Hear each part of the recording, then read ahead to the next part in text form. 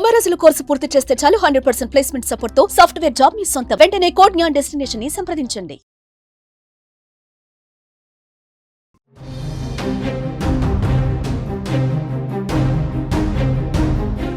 హైదరాబాద్ మీర్పేటలో భార్యని కిరాతకంగా ముక్కలు చేసిన ఘటన ఎంత సంచలనం సృష్టించిందో తెలిసిందే.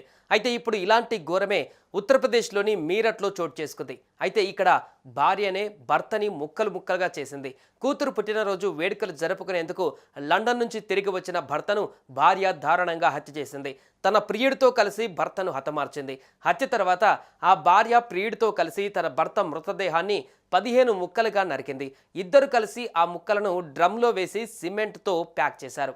ఆ డ్రమ్మును ఇంట్లోనే ఉంచారు.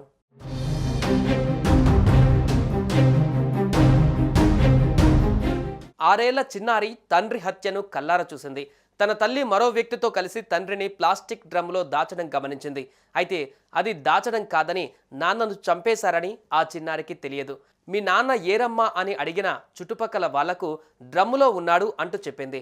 ఆ మాటల వెనుకున్న విషాదం తెలియక చిన్నపిల్ల ఏదో చెబుతుందని వారంతా అనుకున్నారు. కానీ నిజంగానే పాప తండ్రి నిర్జీవంగా మారి డ్రమ్ములో సమాధి అయ్యాడని వారు ఊహించలేకపోయారు.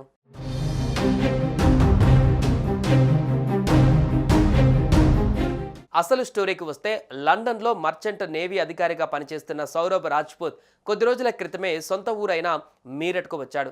మార్చి 4 నుండి సౌరభ్ కనపడకపోవడంతో కుటుంబ సభ్యులకు అనుమానం వచ్చి పోలీసులకు కంప్లైంట్ చేశారు. అప్పుడే అసలు ఘోరం వెలుగులోకి వచ్చింది. భార్య ముస్కాన్ ప్రేమికుడితో కలిసి సౌరభ్ని చంపినట్టుగా తేలింది. భర్తని ముక్కలు చేసి చంపాల్సిన అవసరం ముస్కాన్కి ఏమొచ్చింది? భర్త సౌరభ్ తన కుమార్తె పుట్టినరోజు జరుపుకోవడానికి లండన్ నుంచి మీరట్కు వచ్చాడు. తన భార్య కుమార్తెను సర్ప్రైజ్ చేసేందుకు తాను భారత్కు వస్తున్నట్లు ముందుగానే చెప్పలేదు సౌరభ్. అకస్మాత్తుగా ఇంట్లోకి వచ్చిన సౌరభ్కు తన భార్య ముస్కాన్తో పాటు సాహిల్ కూడా కనిపించాడు. వారి మధ్య గొడవ ప్రారంభమైంది. ఈ నేపథ్యంలో భార్య ఆమె ప్రియుడు కలిసి సౌరభ్ను హతమార్చారు. సౌరభ్ ఫోన్ నుంచి ముస్కాన్ మెసేజ్లు పంపుతుండేది. కుటుంబీకులకు ఎవ్వరికీ అనుమానం రాలేదు.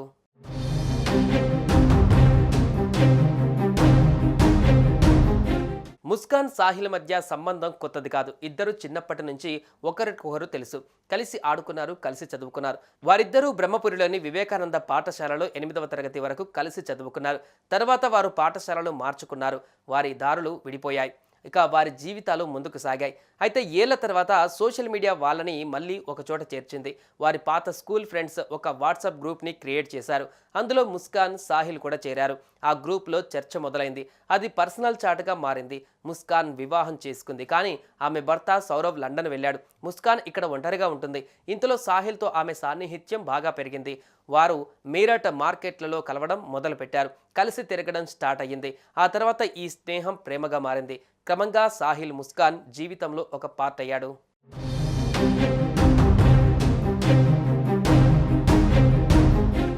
సాహిల్ ఫైనాన్షియల్గా ఇబ్బందులో ఉండడంతో ముస్కాన్ అతని ఖర్చులకి డబ్బులు కూడా ఇచ్చేది. అలా లండన్ నుండి సౌరభ్ పంపిన డబ్బును ఆమె సాహిల్కి ఇచ్చేది. సౌరభ్ 24 ఫిబ్రవరి 2025న లండన్ నుండి మీరట్కు తిరిగి వచ్చాడు.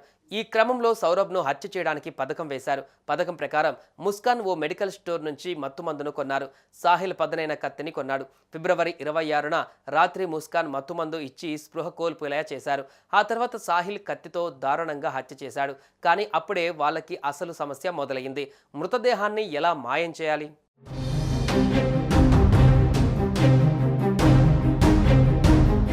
సౌరభ్ మృతదేహాన్ని దాచేందుకు ముస్కాన్, సాహిల్ మొదట ప్లాస్టిక్ సంచిని ఉపయోగించాలని అనుకున్నారు.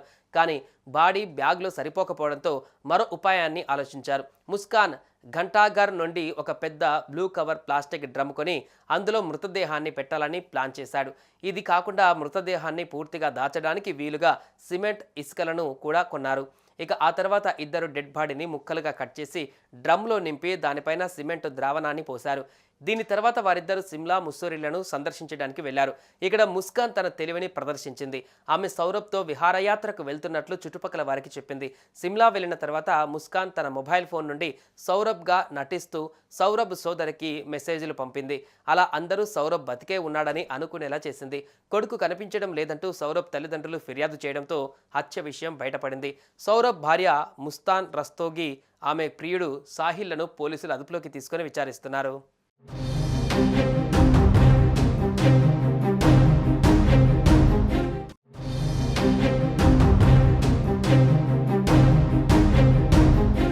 హైదరాబాద్ మీర్పేటలో భార్యని కిరాతకంగా ముక్కలు చేసిన ఘటన ఎంత సంచలనం సృష్టించిందో తెలిసిందే.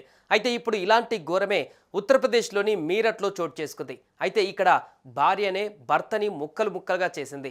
కూతురు పుట్టినరోజు వేడుకలు జరుపుకునేందుకు లండన్ నుంచి తిరిగి వచ్చిన భర్తను భార్య దారుణంగా హత్య చేసింది. తన ప్రియుడితో కలిసి భర్తను హతమార్చింది. హత్య తర్వాత ఆ భార్య ప్రియుడితో కలిసి తన భర్త మృతదేహాన్ని 15 ముక్కలుగా నరికింది. ఇద్దరు కలిసి ఆ ముక్కలను డ్రమ్లో వేసి సిమెంట్తో ప్యాక్ చేశారు. ఆ డ్రమ్మును ఇంట్లోనే ఉంచారు.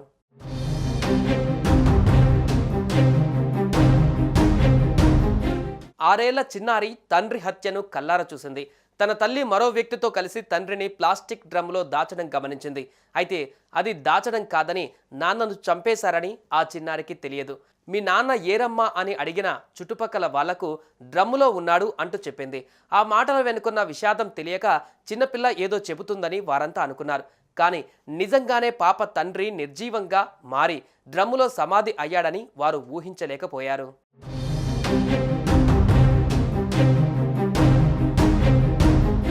అసలు స్టోరీకి వస్తే లండన్లో మర్చెంట్ నేవీ అధికారిగా పనిచేస్తున్న సౌరభ్ రాజ్పుత్ కొద్ది రోజుల క్రితమే సొంత ఊరైన మీరట్కు వచ్చాడు.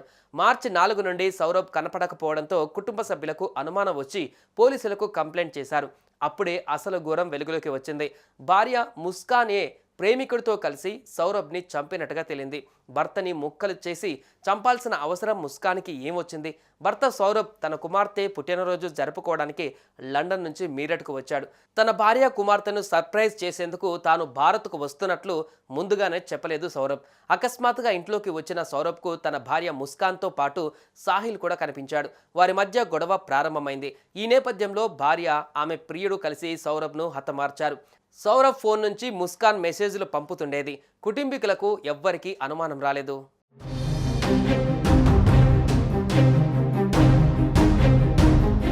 ముస్కాన్ సాహిల్ మధ్య సంబంధం కొత్తది కాదు. ఇద్దరు చిన్నప్పటి నుంచి ఒకరికొకరు తెలుసు.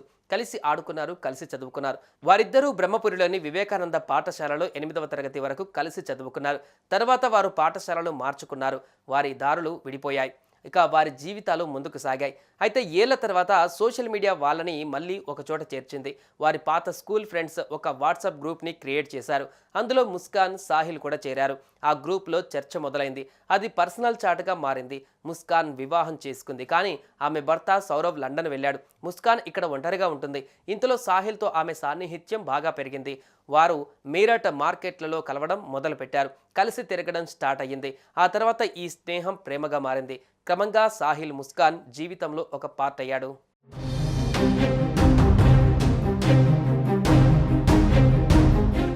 సాహిల్ ఫైనాన్షియల్గా ఇబ్బందులో ఉండడంతో ముస్కాన్ అతని ఖర్చులకి డబ్బులు కూడా ఇచ్చేది. అలా లండన్ నుండి సౌరభ్ పంపిన డబ్బును ఆమె సాహిల్కి ఇచ్చేది.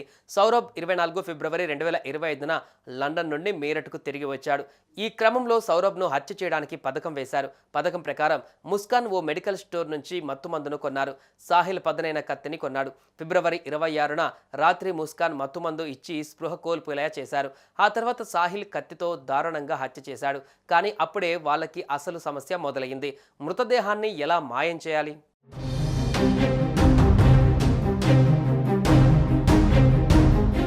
సౌరభ్ మృతదేహాన్ని దాచేందుకు ముస్కాన్, సాహిల్ మొదట ప్లాస్టిక్ సంచిని ఉపయోగించాలని అనుకున్నారు.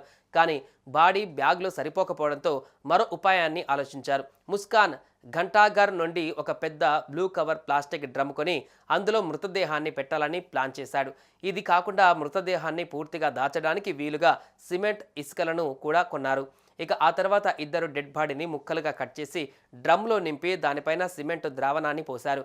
దీని తర్వాత వారిద్దరూ సిమ్లా, ముస్సోరీలను సందర్శించడానికి వెళ్లారు. ఇక్కడ ముస్కాన్ తన తెలివిని ప్రదర్శించింది.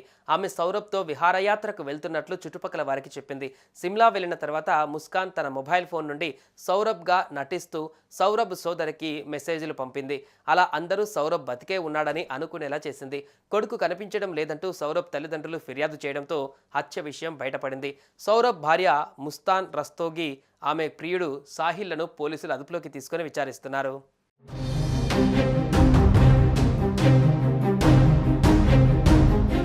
సుమన్ టీవీలో మీ పర్సనల్ అండ్ బిజినెస్ ప్రమోషన్స్ కోసం కింది నెంబర్కి కాంటాక్ట్ చేయండి.